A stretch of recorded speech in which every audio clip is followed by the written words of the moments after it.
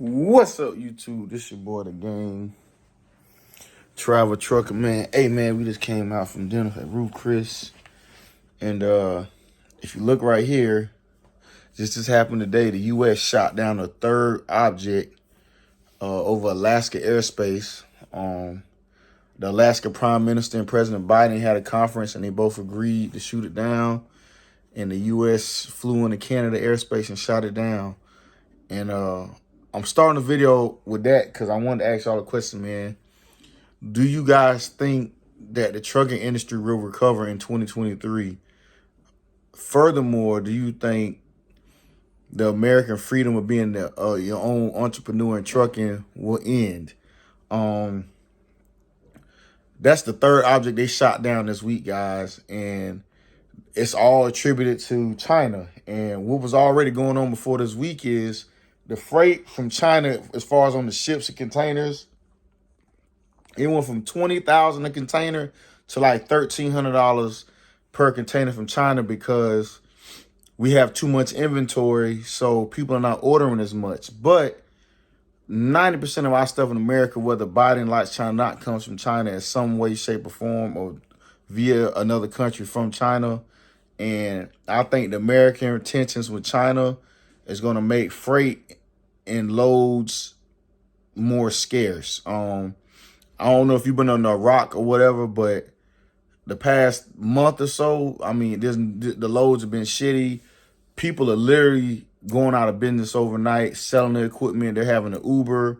Like I said in previous videos, my favorite YouTuber, Just Trucking, is just Ubering right now.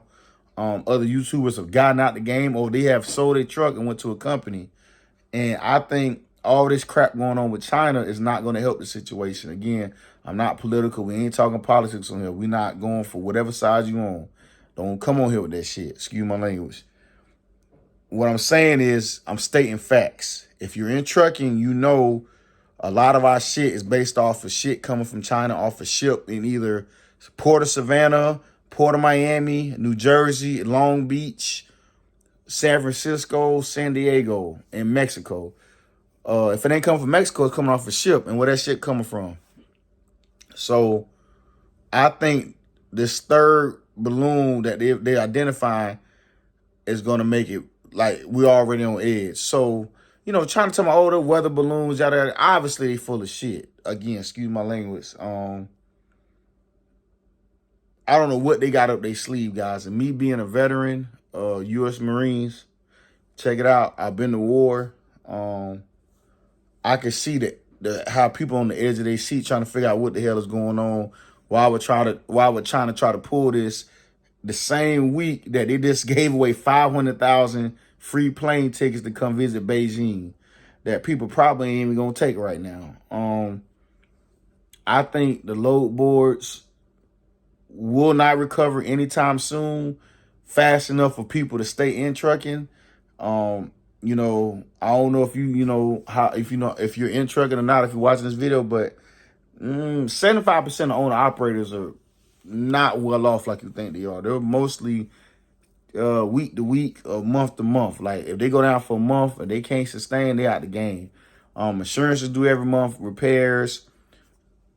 On the other side of that, if you have the money, what's killing people now is run out their bank account to have the money to repair is the wait times for needy parts. There's a shortage of a lot of critical components of these engines to where I have a buddy right now. He's been in Maryland for 5 days. He got the money to fix the truck.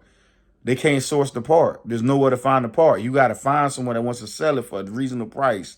Just because you got the money, mean you're going to spend $20,000 on a $1,200 part. But that's the world we're living in. So while he's sitting there waiting for them to source the part, the truck is sitting there.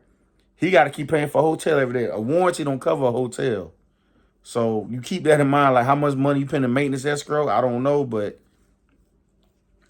you pretty much week to week if you own your own equipment. That's why I try to tell everybody, if you get in the game right now, this ain't the time to buy a truck. Go company. Go work at a company. You can make $2,000 plus right now. These mega carriers are eating up all the cheap freight because they can afford to. They got 1,000 trucks. The owner operator only got one. So if the mega carriers are paying these drivers by the mile, they could lowball some freight and still clear profit. If all they gotta do is make $50 off a truck a week.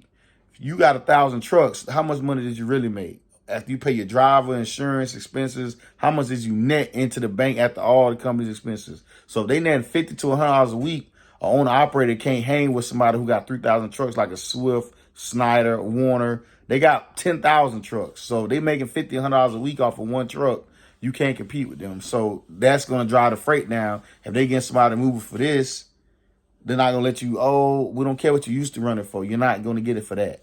And the China's thing is not going to make it no easier when we try to negotiate with a broker, or you trying to negotiate with a broker, because the tensions are so high that freight, even when we do need something, China's not going to want to budge, or President Biden don't care about truck drivers. He don't want to get them from, he don't want to import from them until they get their shit together. Just like what they do on Russia sanctions. So that's all, man. We finna lay down. I'm gonna do a video tomorrow. I might head up to Dallas in the morning. Try to get a head start of the week. I may not stay here. It's Super Bowl, so we'll figure it out, man. But y'all be safe. I'll see y'all on the next one.